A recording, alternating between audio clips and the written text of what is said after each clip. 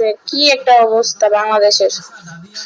দর্শন হচ্ছে চারপাশে, রুম থেকে বের হওয়া যাচ্ছে না, এরকম অবস্থা। কেন আপনারা নিউজ দেখেন না?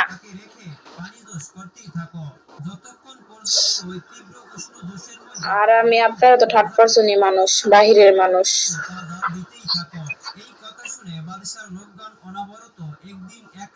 হালাল ভাবে মানুষ বিয়ে করে না। বিয়ে মানুষ কয়জনে করে? এখনকার যুগে মানুষ বিয়ে করে, যদিও বিয়ে করে বেশি দিন টিকেও না।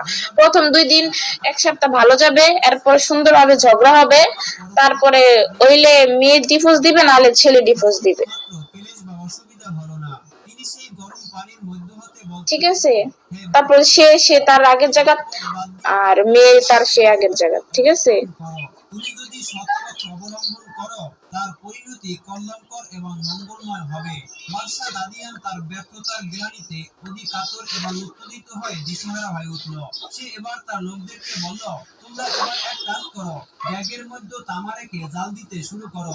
যখন তা গলে তরল পানির আকার ধারণ করবে, তখন তাকে ওই ব্যাগের মধ্যে রেখে ডেকটির মুখ আবার আপনার হেল্প করা লাগবে না। শুরু করো। বাদশাহ দাদিয়ানের কথা অনুযায়ী তার লোকজন বাদশার নির্দেশ মতো কাজ করতে লাগলো। বিগলিত তামা আগুনের জালে ড্যাগের মধ্যে যখন টকবক করতে লাগলো, তখন ড্যাগের ঢাকনা খুলে তারা দেখতে পেল যে হযরত জার্জিস আলাইহিস সালাম। তোমরা মেয়েরা এমন কেন মানে বুঝলাম। মেয়েরা কেমন? আপনি কি এখান থেকে যে কি বলতে চান যে মেয়েরা, সব মেয়েরাই খারাপ, ভালো নাই এই দুনিয়াতে?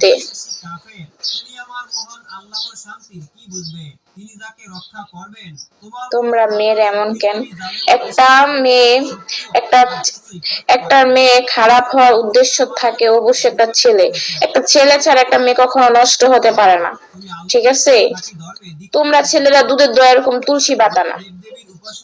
ঠিক আছে, তোমরা যদি গায়ে হাত না দাও, একটা মেয়ের ফুসলাও, যদি না ফুসলাও, তার যদি অঙ্গি ভঙ্গি লুচ্ছা কথা না কও, ওই মেয়ের জীবনে খারাপ হইব? জীবনে খারাপ হইতো না। নিজের মা বোনরে যেরকম ভালো বুদ্ধি পরামর্শ দাও, ওইরকম অন্যের মা বোনরও খুব ভালো বুদ্ধি পরামর্শ দিবা। ঠিক আছে, এই যে তোমরা যারা প্রবাসী থাকো, একটা সত্যি করে কও তো, এই বিগত থেকে যেতগুলা মেয়ের সাথে পার্সোনালে গেছো, তোমরা একবার হইলো খারাপ কাজ, লুচ্চামি কাজ করছো? ঠিক আছে, এটা নাই বললাম। যারা বুঝার তারা অবশ্যই, অডিয়েন্স যারা আছে আমার এখানে 400 ভিউজ আছে, তারা অবশ্যই বুঝছে কেন এই কাজ কেন করো। তোমরা যদি প্রবাসে থাকো, কেন বউ